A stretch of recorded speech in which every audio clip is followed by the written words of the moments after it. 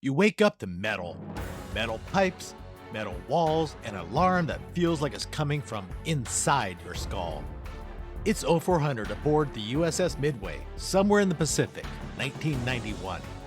You're Ensign Fetch, a brand new junior officer on your first cruise aboard a 4,000-person floating city. Over the next few minutes, we're going to walk through one full day at sea, where you sleep, what you eat, how you work, and why this ship could launch jets in the middle of the night like it was no big deal. And if you've ever toured the USS Midway Museum in San Diego, you might recognize almost every space we visit, because this story is built right into the steel around you. The day starts before sunrise. Ensign Fetch sits up in a narrow rack less than an arm's length from the bulkhead, trying not to bang a knee on the desk. There's barely room for a chair, a tiny sink, and a locker crammed with uniforms. But compared to the triple stack enlisted bunks down below, this is luxury. Quick shave, quick uniform check, quick glance at the family photo taped up by the desk. Then it's time to head to the wardroom. By 0500, the wardroom is already busy. Coffee is everywhere, in cups and carafes, in the eyes of people who have been on watch all night. Here's something to watch for later. There's a fun fact coming up about how much food this ship goes through in a single day. Today's breakfast: powdered eggs, bacon, toast, and whatever the cooks can push out fast enough. On a ship this size, the Galley might serve more than 10,000 meals a day, counting all 3 meals in mid-watch snacks. Mess specialists have been up for hours already, working in spaces you're about to see. On the way to your first watch, you cut through the mess decks. This is where most of the crew eats, loud, crowded, and full of stainless steel. Look at those kettles. Each one can cook soup or stew for hundreds of sailors at once. During a long deployment, the galley crew turns out everything from burgers to full holiday dinners, trying to keep morale up while the ship is weeks from land. Now, tuck into one corner of this space. There's a small, perfectly set table with a single place setting, a red rose, an empty chair, and a folded napkin. This is the POW MIA table, a tradition across U.S. military dining facilities to honor prisoners of war and those missing in action.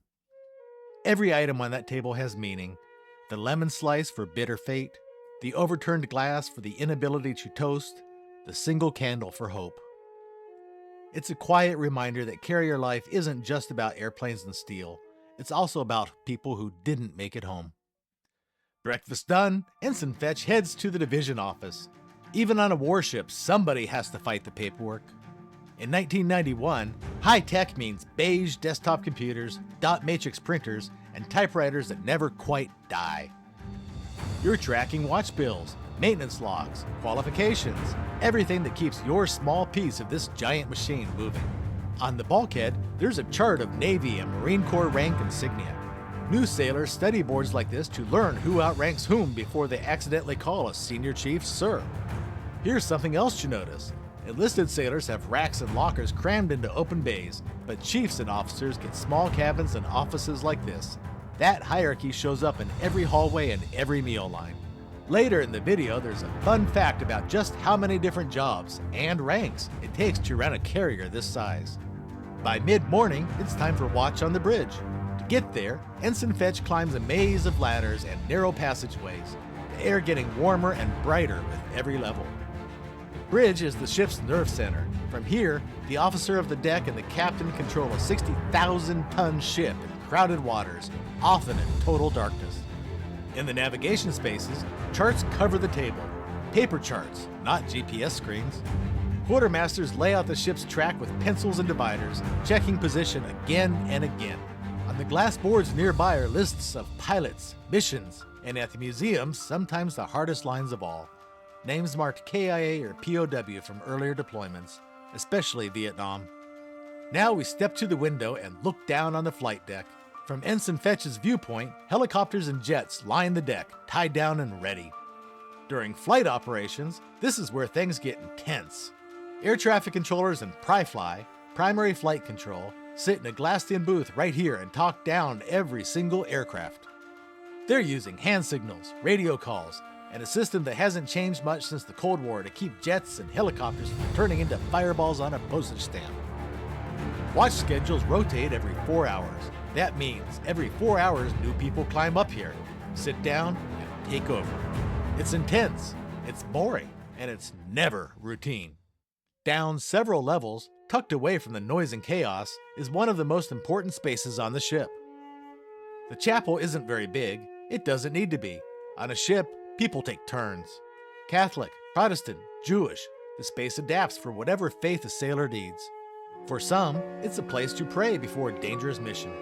For others, it's just 5 minutes to sit down where nobody's yelling, nobody's counting the minutes, and the metal walls seem a little further away. There's a chaplain on board, usually a commander, and they know sometimes the most critical job on the ship is just listening. By 2300, Ensign Fetch is back in that narrow stateroom, filling out logs and trying not to think about the 0400 alarm again. But here's what you've seen in a single day. You've walked through a community of 4,000 people living, working, eating, and fighting in a space smaller than a small town. Every watch was critical. Every meal fed someone who was about to do something dangerous. Every moment, the ship kept moving. This is how a carrier operated in 1991. And when you visit the USS Midway Museum in San Diego, every space you walk through is a space where someone like Ensign Fetch worked, slept, ate, and carried the weight of the mission. The ship is decommissioned now, but the spaces stay the same, and the stories stay alive. So next time you tour the Midway, remember, you're not just walking through a museum, you're walking through a day in the life of thousands of sailors who kept America's power projection floating 24 hours a day, 7 days a week. Speaking of keeping the ship running, let's talk about some incredible numbers that show just what it took to keep the USS Midway operational. Fact 1. Feeding a floating city. The USS Midway's Galley served over 10,000 meals every single day. That's breakfast, lunch, dinner, and snacks, all cooked in spaces barely larger than a restaurant kitchen. To put that in perspective, that's more than a small town eats in a day. The galley crew worked in constant heat, often with limited ventilation, turning out everything from basic chow to holiday feasts and birthday cakes. Fresh fruits and vegetables were a luxury after the first few weeks at sea. The ship relied heavily on canned goods and dried stores by mid-deployment. Fact 2. The rank system is complicated. In the Navy ranking system, enlisted ranks go from E1, recruit, all the way up to E9, Master Chief Petty Officer of the Navy. And officers go from O1, Ensign, to O10, Admiral. Senior enlisted are called Chiefs. A chief with 20 years of experience will shape policy, train junior sailors, and keep things running while officers handle the big picture decisions. New sailors learn the rank structure quickly because mixing up a rank in front of the wrong person is not a good day. Fact 3. 4-hour watch rotations. On the bridge, flight deck, engine room, and a dozen other critical spaces, watches rotate every 4 hours. That means in a 24-hour period, each watch station has 6 different teams. For a junior officer like Ensign Fetch, watch schedules were brutal. You might stand an 0400 to 0800 watch one day, then midnight to 0400 the next, then 1600 to 2000 the next day. Your body never adjusts, and you're always tired. Some sailors would say the watch rotation was harder than any actual emergency, just the exhaustion of never having a normal sleep schedule. Fact 4. The POW MIA table tradition. For formal occasions, every military dining facility in the U.S. has a POW MIA table set for one. The symbolism is powerful. An empty chair for those who never came home, a lemon slice for bitter fate, an overturned glass for the inability to drink a toast, a single candle for hope. On the USS Midway, that table sits in the enlisted mess, a constant reminder that freedom and safety aren't free. The tradition started during the Vietnam War and continues today, honoring both prisoners of war and those missing in action, going back decades. Every sailor walks past it. Every sailor knows what it means. Fun Fact 5. Air traffic control at sea. Controlling aircraft on a carrier flight deck is one of the most complex jobs in the military. During flight operations, PriFly, primary flight control, manages dozens of aircraft, all moving, all needing fuel, all needing exact timing and positioning. One mistake, one miscommunication, and you've got a $50 million jet in the water or a collision on deck. The air traffic controllers are trained for years and worked in a glassed-in booth with a view of the entire flight deck, using radio, hand signals, and pure focus to keep everything moving. And they do this at night, in storms, while the ship is pitching and sometimes under fire. It's why aircrew call air traffic controllers some of the most unsung heroes on a carrier.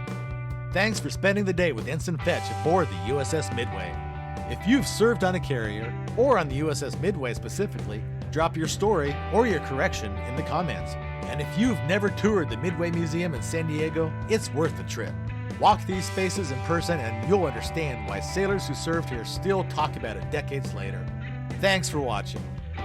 For more stories like this, subscribe, hit the notification bell, and thanks for watching.